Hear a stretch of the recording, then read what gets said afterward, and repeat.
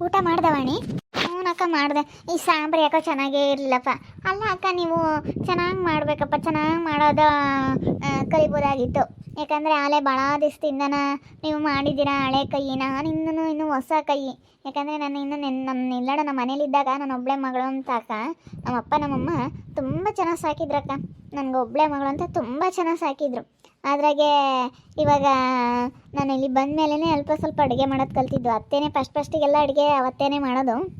ಆಮೇಲೆ ಅವತ್ತೇ ಮಾಡೋದಕ್ಕೆ ನಿಂತ್ಕೊಂಡಿದ್ದು, ನಾನು ಮಾಡೋದಕ್ಕೆ ನಿಂತ್ಕೊಂಡಿದ್ದು. ಇವಾಗ ನನಗೆ ಸ್ವಲ್ಪ ಚೆನ್ನಾಗಿ ಬರುತ್ತೆ. ಆದರೆ ನೀವು ಯಾಕೆ ಹಿಂಗೆ ಮಾಡ್ತೀರಾ ಸಾಂಬಾರು ಅಂತ? ಏನು ಚೆನ್ನಾಗಿರ್ಲಿಲ್ಲಕ್ಕ ಟೇಸ್ಟು. ಉಪ್ಪು ಖಾರ ಒಂಥರ ಸಪ್ಪೆ ಇತ್ತು ಕಣಕ್ಕ ಸಾಂಬಾರು. ಚೆನ್ನಾಗಿತ್ತಪ್ಪ, ನಾನು ಊಟ ಮಾಡೋದ್ನಲ್ಲ, ಚೆನ್ನಾಗಿತ್ತು. ನನಗೇನೋ ಸರಿಯಾಗಿತ್ತಪ್ಪ. ನಿನಗೆ ಖಾರ ಬೇಕಂತಂದರೆ ಉಪ್ಪು ಬೇಕಂದರೆ ಹಾಕ್ಕೋಬೇಕಷ್ಟೇ. ನನಗೇನೋ ಸರಿಯಾಗಿತ್ತು. ಉಪ್ಪು ಬೇಕಂದರೆ ನೀನು ಇನ್ನೊಂದು ಸ್ವಲ್ಪ ಹಾಕ್ಕೊಂಡು ಊಟ ಮಾಡು. ಏನು ಅದಕ್ಕೇನಂತೆ, ಉಪ್ಪೇನು ಮಸ್ತಾಗೈತೆ ಉಪ್ಪಿನ ಡಬ್ಬೆಗೆ. ನನಗೆಲ್ಲ ಮೇಲೆ ಉಪ್ಪು ಹಾಕೊಂಡು ತಿಂದರೆ ಅದೇನು ಅಷ್ಟೇ ಇರಲ್ಲ. ಕರೆಕ್ಟಾಗಿ ಪರ್ಫೆಕ್ಟಾಗಿ ಮಾಡಬೇಕಾದ್ರೆ ಆವಾಗಲೇ ಹಾಕಬೇಕು, ಹೆಚ್ಚು ಕಡಿಮೆ ಆಗಬಾರ್ದು. ಹೆಚ್ಚು ಕಡಿಮೆ ಆಗಿ ಅದು ಜಾಸ್ತಿ ಆದರೂ ತಿನ್ನೋಕ್ಕಾಗಲ್ಲ. ಆಮೇಲೆ ಕಡಿಮೆ ಐತೆ ಅಂತೇಳಿ ನಾವು ಹಾಕೊಂಡ್ರೆ ಅದು ತಿನ್ನೋಕ್ಕಾಗಲ್ಲ. ಅಷ್ಟು ಟೇಸ್ಟಿಯಾಗಿರಲ್ಲ ಉಪ್ಪು ಹಾಕ್ಕೊಂಡು ಊಟ ಮಾಡೋದ್ರಿಂದನ. ಮುಂಚೆಗೆ ಕರೆಕ್ಟಾಗಿ ಹಾಕಬೇಕು. ಫಸ್ಟಿಗೆ ಉಪ್ಪು ಹಾಕ್ತೀವಿ ನೋಡು, ಆವಾಗ ಕರೆಕ್ಟಾಗಿ ಹಾಕ್ಬಿಟ್ರೆ ಎಲ್ಲ ಚೆನ್ನಾಗಿರುತ್ತೆ. ಏನು ಅಷ್ಟು ಚೆನ್ನಾಗೇ ಮಾಡಿಲ್ಲ ಕಣಕ ಸಾಂಬಾರು. ಏನಂಗೆ ಇಲ್ಲ, ನಾನು ನೋಡೋಣ ನೀವು ಹೆಂಗೆ ಮಾಡ್ತೀರಾ ಅಂತ ಅಂದ್ಕೊಂಡೆ. ಏನಂಗಿಲ್ಲ ಕಣಕ. ಅಲ್ಲ, ಅವ್ರವ್ರ ಕೈ ರುಚಿ ಅವ್ರಿಗೆ ಇಷ್ಟ. ನಾನು ಮಾಡಿದ್ದು ನನಗಿಷ್ಟ, ನೀನು ಮಾಡಿದ್ದು ನಿನಗಿಷ್ಟ. ಹಂಗೇ ಈಗ ಒಬ್ಬೊಬ್ರು ಕೈ ರುಚಿ ಒಂದೊಂದು ಥರ. ನಾನು ಹಾಕಿರೋ ಐಟಮೇ ನೀನು ಹಾಕಿ ಮಾಡ್ತೀಯ, ನೀನು ಹಾಕಿರೋ ಐಟಮೇ ನಾನು ಹಾಕಿ ಮಾಡ್ತೀನಿ. ಹಿಂಗೆ ಅವು ಅದನ್ನ ಏನು ಹಾಕ್ಬೇಕು ಅದನ್ನೇ ಹಾಕಿ ಮಾಡಿದ್ರೂ ಒಬ್ಬೊಬ್ರು ಕೈ ರುಚಿ ಬೇರೆ ಬೇರೆ ಇರುತ್ತೆ. ನಾನು ಮಾಡಿದ್ದೊಂಥರ, ನೀನು ಮಾಡಿದ್ದೊಂಥರ ಟೇಸ್ಟ್. ಒಬ್ಬೊಬ್ರು ಕೈ ರುಚಿ ಒಂಥರ ಅಂತಾರಲ್ಲ, ಹಿಂಗೆ ಅದು ಸುಮ್ಮನೆ ಅಲ್ಲ. ಒಬ್ಬರು ಮಾಡ್ದಂಗೆ ಇನ್ನೊಬ್ರು ಮಾಡೋಕ್ಕಾಗಲ್ಲ ಸಾಂಬಾರು. ಅದು ಆ ಥರ ಟೇಸ್ಟ್ ಬರಲ್ಲ. ನಮ್ಗೆ ಇಷ್ಟ ಆದರೂ ಹೆಚ್ಚು ಕಡಿಮೆ ಇರುತ್ತೆ, ಸ್ವಲ್ಪ ಆದ್ರೂ ಟೇಸ್ಟು ಹೆಚ್ಚು ಕಡಿಮೆ ಇರುತ್ತೆ. ಅದು ಹಂಗೆ, ಏನು ಮಾಡೋಕ್ಕಾಗಲ್ಲ. ಗನ್ವಾಗೈತೆ ಹೇಳು ಇವಳು. ಹಂಗೆ ಮತ್ತೆ ಯಾತಾದ್ರೂ ಒಂದು ಜೈತಿರ್ತಾಳೆ. ಸುಮ್ಮನೆ ಅಂಬಾನ ಉಂಟ್ಕೊಂಡು ಸುಮ್ಮನೆ ಇರೋದು ನೋಡ್ಬೇಕು. ಸುಮ್ಮನೆ ಜರಿಯೋದು ನೋಡ್ತಾಳೆ, ಸುಮ್ಮನೆ ಹಂಗೈತೆ ಹಿಂಗೈತೆ, ಉಪ್ಪು ಕಮ್ಮಿ ಐತೆ, ಖಾರ ಕಮ್ಮಿ ಐತೆ ಅಂತ ಜರಿತಾಳೆ. ಸುಮ್ಮನೆ ಅಂಬಲ್ಲ. ಅವಳು ಹಂಗೆ ಮಾಡಿಕ್ಕವಳಿ ಸುಮ್ಮನೆ ಅಂಬಲ್ಲ ಕಣೆ ನೀನು. ಸರಿ ಆಯ್ತು ಬಿಡತ್ತೆಲ್ಲ ಕೇಳ್ತಾ ಸಾಂಬಾರು ಚೆನ್ನಾಗಿತ್ತ ಅಂತ, ಅದಕ್ಕೆ ಹಂಗೆ ಅಂದೆ ಅಷ್ಟೇ. ಏನು ಹಂಗೆ? ಅಯ್ಯೋ, ನಾನು ಸುಮ್ಮನೆ ಏನು ಹೇಳ್ತಾ ಇಲ್ಲ, ಇದ್ದಂಗೆ ಹೇಳ್ತಾ ಇದ್ದೀನಿ. ಇನ್ನೊಂದ್ಸತಿ ಸರ್ ಮಾಡ್ಕೊಂಬತ್ತೆ ಅಂತ ಹೇಳೋದ್ನಪ್ಪ. ಅದ್ರಾಗ ಏನೈತಿ, ಎಂತ ಆಸೆನಕೈತಿ?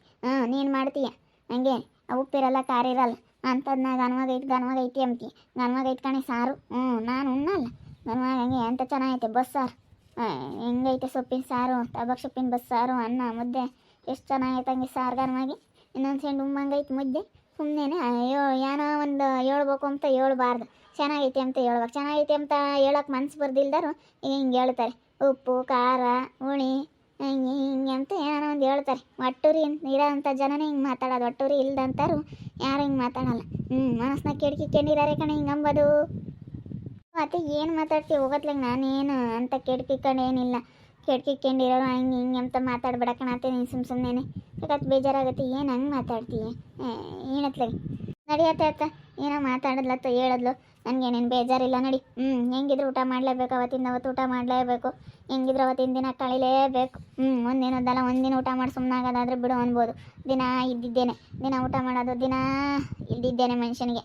ದಿನ 3 ಹೊತ್ತು 4 ಹೊತ್ತು ಊಟ ಮಾಡಿಕೊಂಡು ಮನುಷ್ಯನಿಗೆ ಇದ್ದಿದ್ದೇನೆ. ಹೋಗು, ಅದನ್ನೆಲ್ಲ ಏನು ಹತ್ಲಾಗ ಬಿಡತ್ತೆ. ನಡಿ ಹೋಗೋಣ ನಡಿ. ಮತ್ತೆ ಮಾಡ್ಕೊಂಡು ತಿನ್ನಬೇಕು. ಮಾಡೋದು ಇಲ್ಲ, ಮಾಡಿದ್ದು ನಿಂಗೆ ಜರಿತಾಳೆ. ಮತ್ತೆ ಅಬ್ಬಾಬೋ ಯಾತನ ಹೇಳೋಕ್ಕಿಲ್ಲ.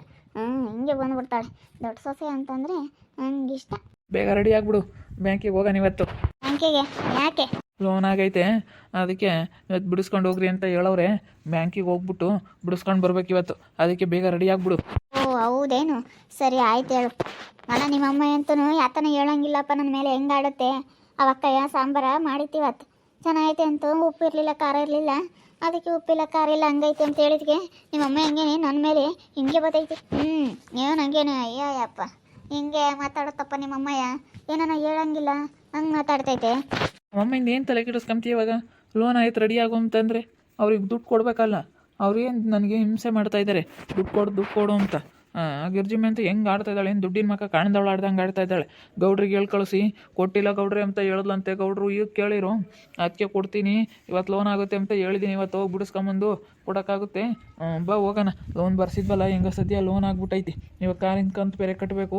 ಅದಕ್ಕೆ ಕಾರು ಸುಮ್ಮನೆ ತಂದು ಮೂಲಕ್ಕೆ ನಿಲ್ಲಿಸ್ದಂಗೆ ಆಯ್ತು. ಸುಮ್ಮನೆ ಅತ್ಲಾಗೆ ಹೋಗಿ ಬರೀ ನಮ್ಮವು ಇಂಥವೇನೆ, ಏನು ಮಾಡೋಕ್ಕಲ್ಲ. ಬಾ ಹೋಗೋಣ. ಹೆಂಗೋ ಬಿಡಪ್ಪ, ಸದ್ಯ ಲೋನ್ ಆಯಿತು, ಅದೊಂಥರ ಖುಷಿ ಆಗ್ತೈತೆ ನನಗೆ. ಲೋನ್ ಆಯ್ತಲ್ಲ ಅಂತೂ ಇಂತು.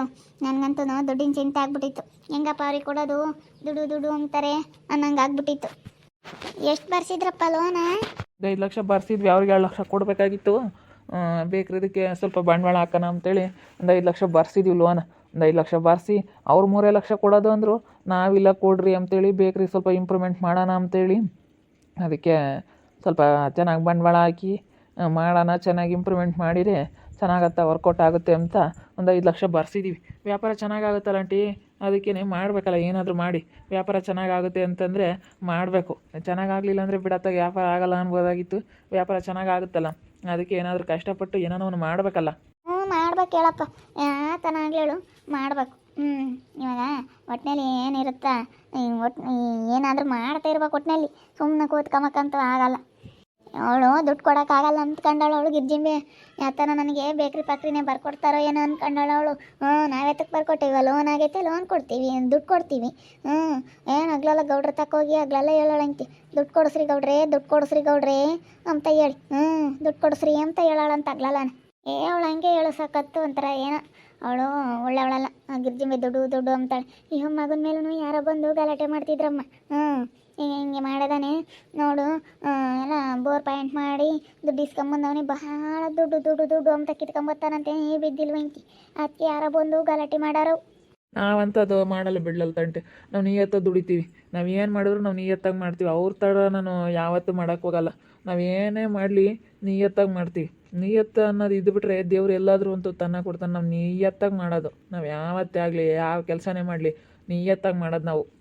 ಮತ್ತೆ ಹೇಳಿ, ನಿಯತ್ತಂಬದಿದ್ರೆ ದೇವರೆಲ್ಲ ಒಂದು ಕಡೆ ಕಾಪಾಡ್ತಾನೆ ಕಣಪ್ಪ. ಯಾರಿಗೂ ಮೋಸ ಮಾಡಿ ನಾವು ಬದುಕ್ತೀವಿ ಎಂಬುದು ಸುಳ್ಳು. ಅಂಥವೆಲ್ಲ ನಾವು ಮಾಡೋಕ್ಕೆ ಹೋಗ್ಬಾರ್ದು. ನಾವು ಯಾರಿಗಾನ ಮೋಸ ಮಾಡಿ ನಾವು ಸೆನಕ್ಕಿರ್ತೀವಿ, ಯಾರಿಗಾನ ಮೋಸ ಮಾಡಿ ನಾವು ಉದ್ಧಾರ ಆಗ್ತೀವಿ ಅಂತಂದರೆ ಒಬ್ಬರ ತಲೆ ಮೇಲೆ ಹೊಡೆದು ನಾವು ಯಾವತ್ತೂ ಉದ್ಧಾರ ಆಗೋಕ್ಕಾಗಲ್ಲ. ನಾವು ಏನೋ ಒಂದು ಮಾಡೋಕ್ಕೆ ಹೋದರೆ ಅದೇನೋ ಒಂದು ಆಗುತ್ತೆ.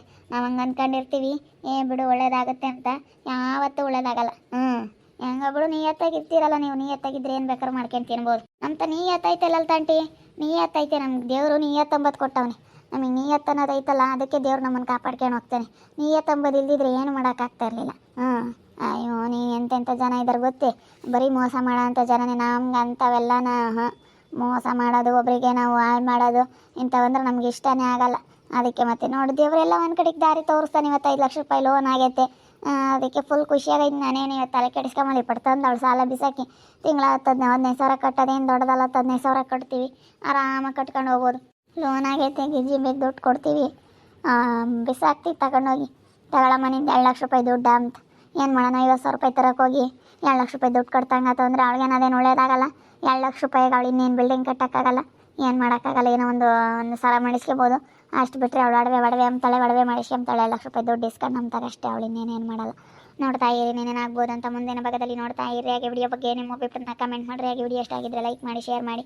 ಇನ್ನೂ ಯಾರ್ಯಾರು ನಮ್ಮ ಚಾನಲ್ ಸಬ್ಸ್ಕ್ರೈಬ್ ಮಾಡ್ಕೊಂಡಿಲ್ಲ ತಪ್ಪದೆ ಕೂಡಲೇ ಸಬ್ಸ್ಕ್ರೈಬ್ ಮಾಡ್ಕೊಳ್ಳಿ. ಓಕೆ ವೀಕ್ಷಕರೇ, ಧನ್ಯವಾದಗಳು.